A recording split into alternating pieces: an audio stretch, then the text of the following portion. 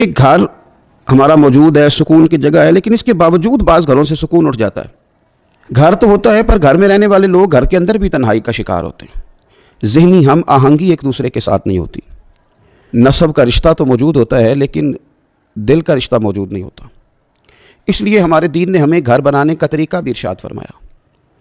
میاں بیوی کے رشتے کا قائم ہونا گھر میں سب سے پہلی ضرورت ہے۔ قرآن حکیم نے کہا ہن لباس لکم وانتم لباس لہن، مرد عورت کا لباس ہے، عورتیں مرد کا لباس ہے۔ لباس زینت بھی ہوتا ہے، لباس بندے کے عیب بھی چھپاتا ہے، لباس کی وجہ سے انسان گرمی اور سردی سے محفوظ بھی رہتا ہے، لیکن یہ یاد رکھیں کہ لباس کا پورا ہونا بھی ضروری ہے، اس کا وجود کے ساتھ فٹ ہونا بھی تو ضروری ہے۔ لہذا میاں بیوی کے رشتے کے اندر ایک دوسرے کے ساتھ ذہنی ہم آہنگی کا ہونا، ان کے مزاجوں کا ایک دوسرے کے ساتھ اتفاق کا ہونا، فٹ ہونا، یہ بھی بڑا ضروری ہے۔ نبی پاک صلی اللہ تعالیٰ علیہ وآلہ وسلم نے ارشاد فرمایا دنیا ایک متاع ہے اور دنیا کی بہترین متاع نیک بیوی ہے۔ جس کو یہ میسر آ گئی اس کا گھر بن گیا، اس کے حالات سنور گئے۔ اور حضور صلی اللہ تعالیٰ علیہ وسلم نے ہمیں گن کے بتایا تھا، گن کے فرمایا 4 چیزوں کی وجہ سے لوگ نکاح کرتے ہیں: مال دیکھ کر، حسب نسب دیکھ کر، حسن و جمال دیکھ کر، اور چوتھے نمبر پر دین دیکھ کر۔ فرمایا میرے غلاموں تم نے اس طرح کرنا ہے، جب کسی خاتون سے نکاح کرو یا تم اپنی بیٹی کا کسی لڑکے سے نکاح کرو، دین دیکھ کے کرنا، پرہیزگاری دیکھ کے کرنا۔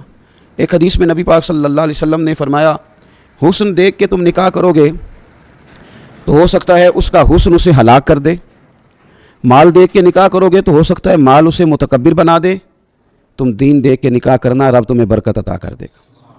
تو سب سے پہلے تو رشتے کے انتخاب میں آپ بیٹی کے لیے رشتہ تلاش کریں تو پھر بھی دیندار کا، پرہیزگار کا، اللہ سے ڈرنے والے کا، اس لڑکے کا رشتہ تلاش کریں۔ اپنے بیٹے کے لیے رشتہ تلاش کریں تو اس خاتون کا جو اللہ سے ڈرنے والی ہو، جس کا دل نرم ہو، جو رشتوں کے تقدس سے آگاہ ہو۔ حسن، مال، دولت، یہ تو چیزیں آتی جاتی رہتی ہیں۔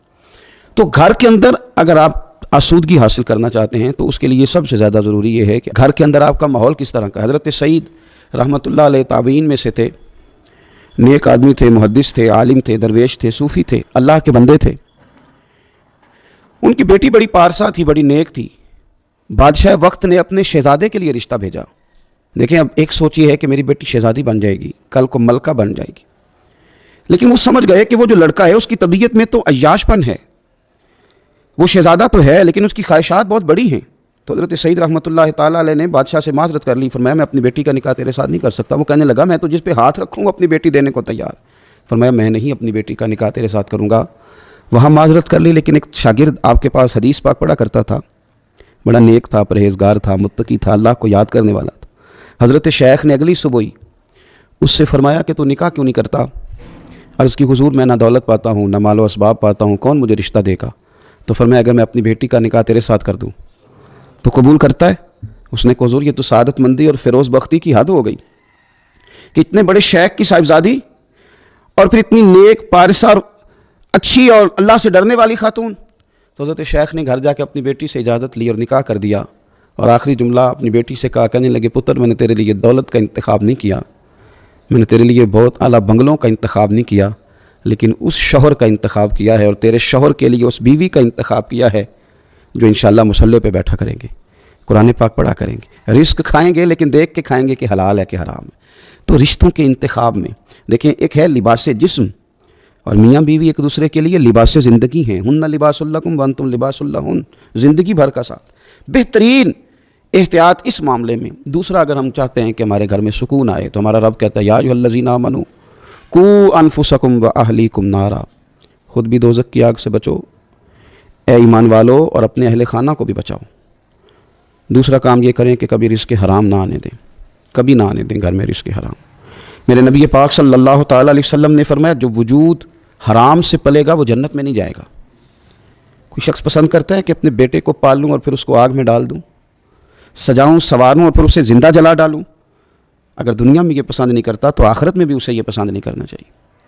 کرنے کا کام یہ ہے کہ یہ رزق حلال کی تلاش کرے تاکہ اس کا بچہ بڑا ہو تو حلال اور طیب رزق کے ساتھ اس کا خون، اس کا گوشت، اس کی ہڈیاں بنے، تاکہ اس حلال کی برکت سے پھر رب اسے دوزخ سے محفوظ کرے اور جنت عطا کرے۔ اور یہ جو گھروں میں لڑائیاں شروع ہو جاتی ہیں نا، فسادات شروع ہو جاتے ہیں، اس کی بھی ایک وجہ مال حرام ہوتا ہے، کیونکہ جس گھر کے اندر صرف مال مال مال اور مال کی دوڑ لگ جاتی ہے وہاں رشتوں کا تقدس ختم ہو جاتا ہے۔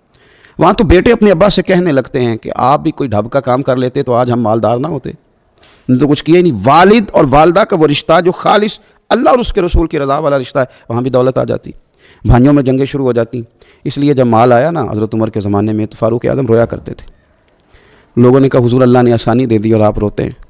فرمانے لگے تمہیں پتہ نہیں نا، جہاں مال آتا ہے وہاں بغض بھی آتا ہے، وہاں عداوتیں بھی آتی ہیں، ایک دوسرے کے خلاف جذبات بھی پیدا ہوتے ہیں۔ تیسری اور آخری بات آپ کی خدمت میں یہ عرض کرنی ہے کہ گھر کے اندر آداب کا خیال کریں۔